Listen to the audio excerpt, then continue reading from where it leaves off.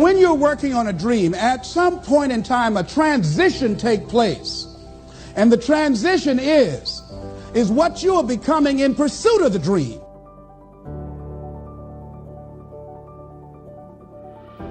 Because even if you don't get the dream, you become such a strong and powerful person. It will so change your life, you can look at something else and say, well, I think I'll go do this then. Because you have now developed yourself in such confidence and such competence in how to deal in the arena of life that you can move into another area and not miss a beat.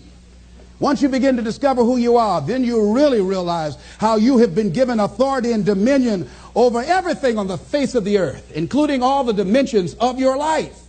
But you can only do that through the struggle of life. And most people avoid the struggle. Most people go through life avoiding pain. And when you go through life like that, something in you dies. Something in you that you never activate is lying dormant in there, that you never get a chance to call on because you have not challenged yourself. Somebody said, the land of familiarity belongs to the dead. That most people like to feel like they're a king in the area of their comfort zone. They only want to do those things that they know how to do well. Osborne said, unless you attempt to do something beyond that which you've already mastered, you will never grow. So if you want to begin to grow, you've got to put something out here that you can't reach easily, that has got to make you stretch, got to make you jump for it, got to make you get back a little bit and dig in so that you can take a leap for it. And maybe you jump up there and you miss it and you skin your knees and you come back again and you bust your lip next time. But you keep on, and through that process, you learn how to leap higher. You start challenging yourself to dig deeper, and then you discover some things about you that you don't know right now. Some talents that you have in you that you didn't know that you can do. I started out just talking to kids, and now I'm speaking at corporations. Now I'm traveling. I didn't know I can do this, but had I not given myself a chance, and I'm saying to you, give yourself a chance. Here's something else. If you want to begin to make your stuff happen for you, I think that it's very important that you start trusting yourself. Listen to yourself. Listen to that still small voice within you. Don't try and make everything logical. There are some things about life that defies logic, that you just can't explain how the outcome is going to be.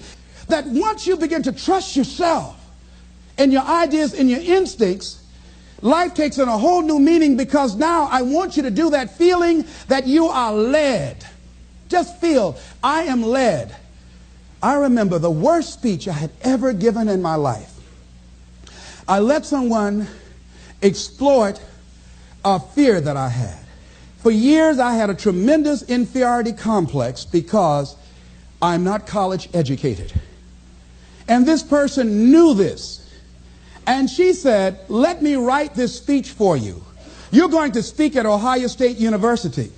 Those people are very educated there, and they're going to know when you make grammatical errors, and they're going to know because of the substance of your speech that you are not literate. I care about you, and I don't want you to embarrass yourself. So this person proceeded to write a speech for me. I had a speech in my mind. But this person was stronger than I was negatively than I was positive about my own thoughts. And I gave my power away. With my permission, I allowed this person to guide me to do something that I really didn't want to do. But I didn't feel enough inner strength and conviction about my skills as a speaker and the message that I had to bring to stick by my guns. And I got up there at the Ohio Union, and I read this straight speech and did not move and did not take my eyes off the page because I'm not accustomed to reading. And after I finished, some people gave me a standing ovation because I read it extremely well, and I was very tense and I was very nervous. Ladies and gentlemen, don't give your power away. You don't need anybody to approve your dream. It was given to you. If they can't see it, it's because it wasn't given to them. It was given to you. Hold it, nourish it, cultivate it, work on it. It's yours. It's your baby. Work on it until it comes into fruition. I gave away my power, and I said, I'm not going to do that no more. Here's something else for those who make it today. Do what you know is right. Treat people like you want to be treated. Don't try and take any shortcuts.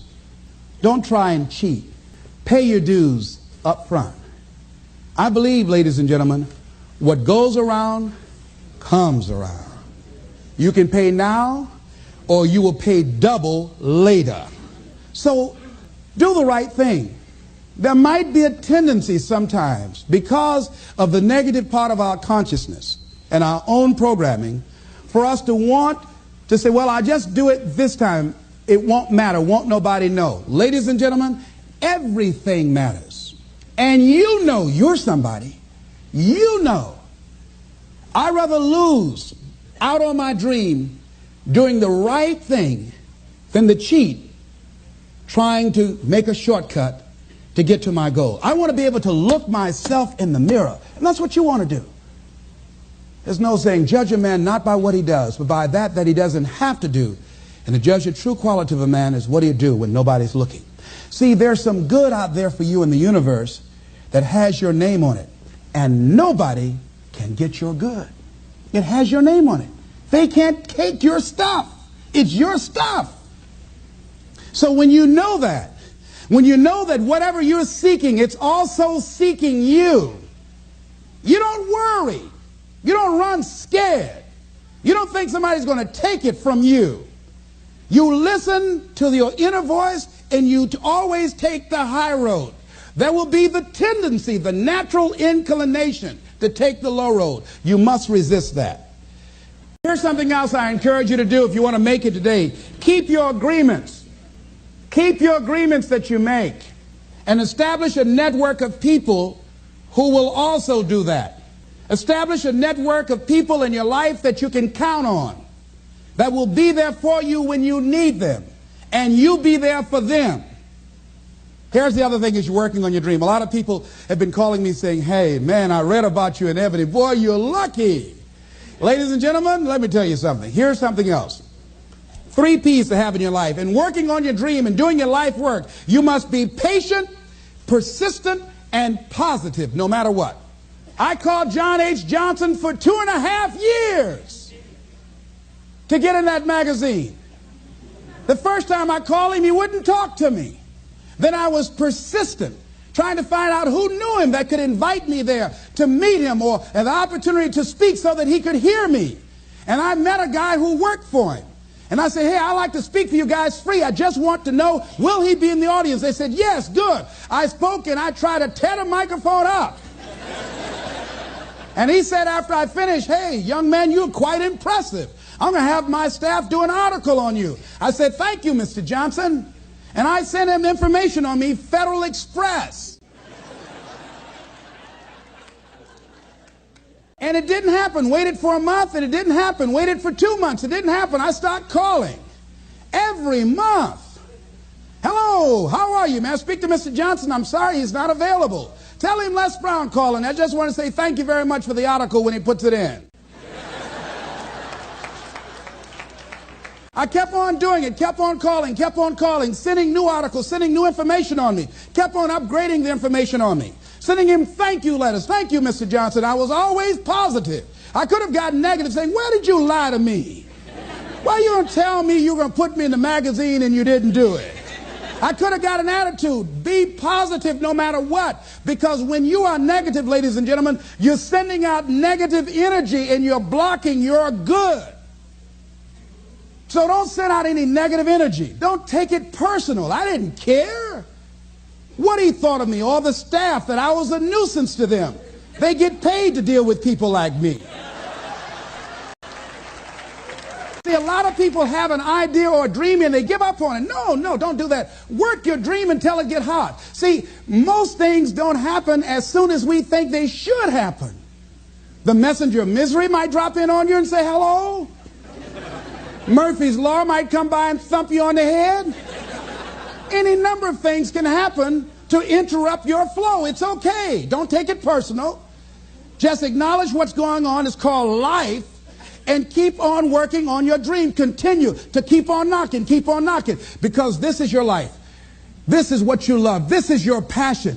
Step back. Don't judge it. If you judge it, judge not yet, lest ye be judged. Why? Because when you judge it, you invest emotion in it, and that emotion could be anger, and guess what? That hurts you. That doesn't hurt anybody else. One doctor said, the man who angers me killeth me. And then he allowed someone to egg him into an argument on the floor of the National Medical Convention and suffered a massive heart attack. When you're in a state of anger, you have so much acid in your blood, if they withdrew some blood from you and inserted it into a pig, it would die from the acid. So what do you want to take yourself out early for by internalizing things? Shakespeare said, nothing is neither good nor bad, but thinking makes it so. So judge not according to appearances, but right judgment. And feel that everything is going to work out for you because you're patient, you're persistent, and you're going to be positive no matter what. Don't allow other things or people or circumstances to determine what your reaction is going to be. I was out to dinner with some people, and we had a waitress that was quite discourteous and rude. And the people around me took an attitude about it. I learned how to observe life. I think that in order to overcome life, you've got to learn how to observe it. Just stand back and watch what's going on and choose not to buy into it. I said, excuse me, ma'am. I said, do you know what TIP stands for? She said, no. I said, TIP stands for to ensure promptness. We've been sitting here a long time. I want to give you $5 up front to ensure a prompt meal. Would you assist me? She gave me the biggest smile and said, oh, of course I will. And I said, by the way, I'm not with these people. I'm going to be sitting at another table. Please put my meal over there. Serve them by themselves. See, I don't want to make anybody angry who goes behind closed doors to prepare my food. Oh, no. So don't allow people to determine how you are going to respond to them or circumstances. Learn to look at it. A friend of mine, Tom Perkins, handsome, articulate man in his mid-50s. He had a tremendous business, and at the height of his success, someone was killed in his business. He was sued and lost $750,000. Lost his business, lost his family, lost his home, everything. He was devastated, ladies and gentlemen. He started living in his car. He would wash up in a McDonald's across from Howard University on Georgia Avenue in Washington, D.C. He said, Les, I was so depressed. He said, I had everything, and then one day I lost it all. He said, I didn't want to live anymore. He got some sleeping pills, and he took over 35 sleeping pills, and he laid down, folded his hands across his chest, and he said he went to sleep to die. 2 days later, much to his amazement, he woke up. He couldn't even get that right. I said, what happened then, Tom? He said, an incredible thing happened. He said he was laying there for a moment. He said, and a voice said to him inside his mind, it wasn't your life to take. That was one thing.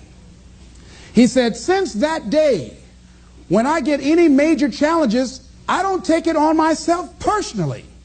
I feel that I've got somebody with me. He said, I'll never leave you nor forsake you. He said, hey, I said, God, you got to handle this for me. This is too much for me. He said, I don't sweat the challenges of life. Repeat out to me, please. Don't sweat the small stuff. Don't sweat the small stuff. Because it's all small stuff.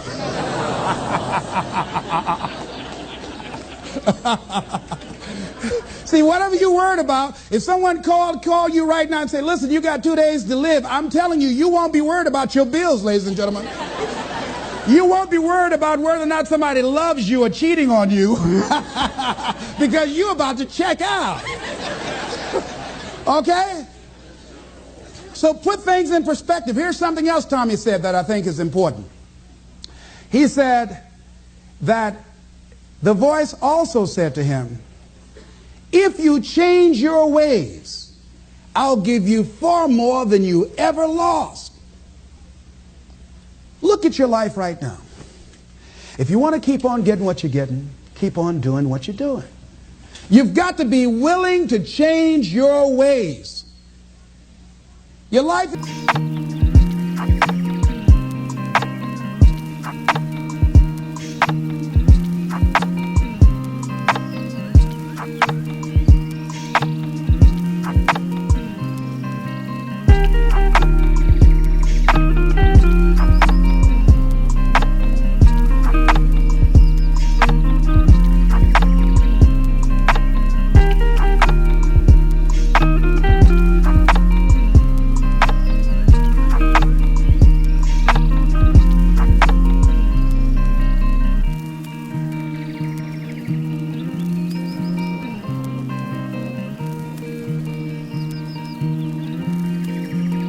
working. If you don't like what you have produced, you're a director, you are the star, you wrote this script.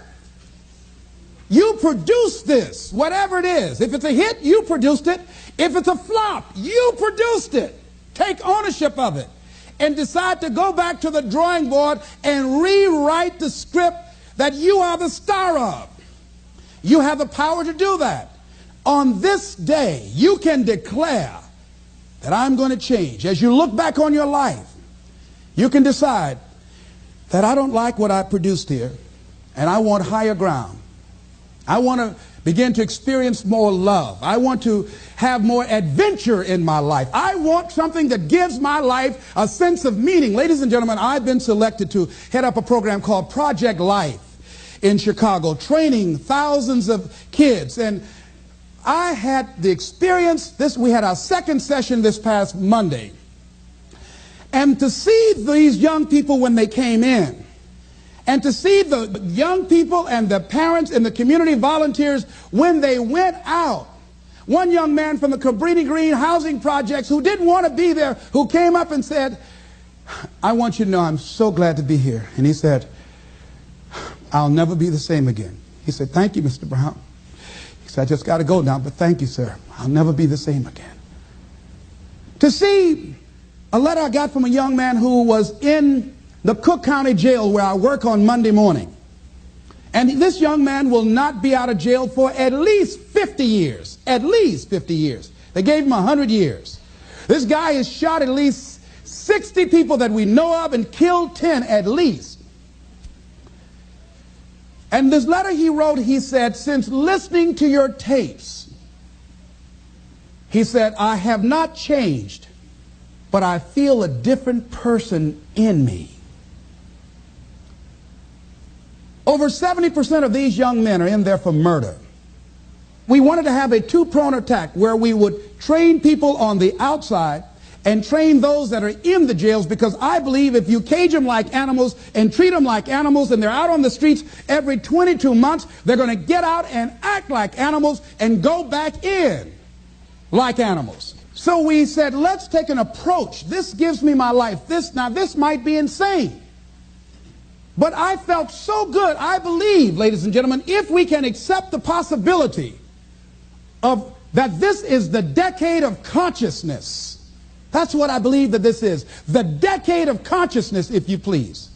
A time where we can begin to create in folks' minds the idea, the possibility that we can create a more humane society, the possibility that we can create more love, communication, and understanding in relationships, the possibility that we can create the kind of respect for diversity and difference in our multicultural society, the possibility that we can begin to develop the mindset to bring out the best in people, to encourage them to achieve their greatness and support them in their dreams, that if we can, in this decade of consciousness, to begin to see and envision that happening, and that we all can play a role, that we were born for such a time as this, that we showed up for this, that we survived 1 out of 9 million sperms, and we have been chosen for this great work.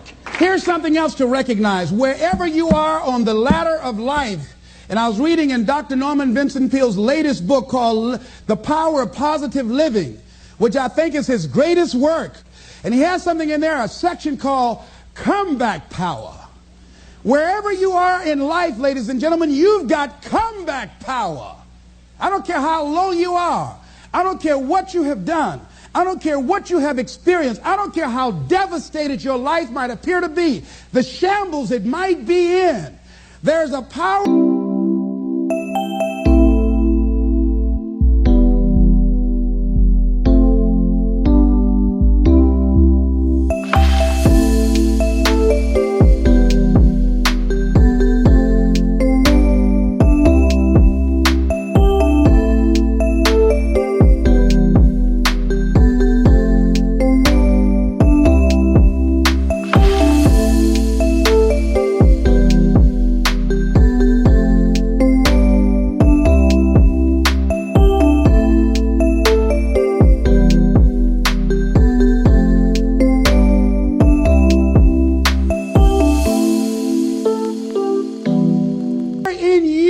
that can enable you to be stronger and better than anything that's out here. One man who came to the training, he was not a kid. And I knew he had a drinking problem, and he was looking at me, and I could smell alcohol on him. I said, excuse me, come here, come here, come here.